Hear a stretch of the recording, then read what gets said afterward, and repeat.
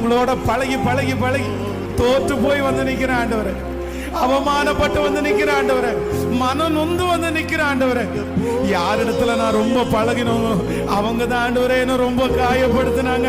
அதனால இப்ப என் கையை உயர்த்தி நான் சொல்றேன், நீங்க எனக்கு போதும், நீங்க போதும் எனக்கு. சொல்லுங்க சொல்லுங்க சொல்லுங்க பிரதர். யாருமே உங்களுக்கு இல்லாத போது இயேசுதான் உங்க கூட இருந்தாரு. அதனால சத்தத்தை உயர்த்தி கர்த்தர் வார்த்தையை எதிர்பார்க்கிறார். சொல்லிட்டே இருங்க, நீங்க போதும். ஏசப்பா கேட்கறது வாலிப தங்கச்சி, நீ சொல்லு மகள்.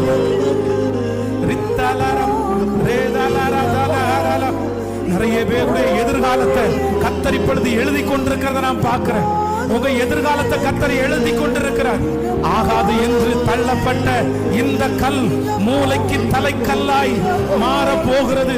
அது கர்த்தராலே ஆக போகிறது. அது நம்முடைய கண்களுக்கு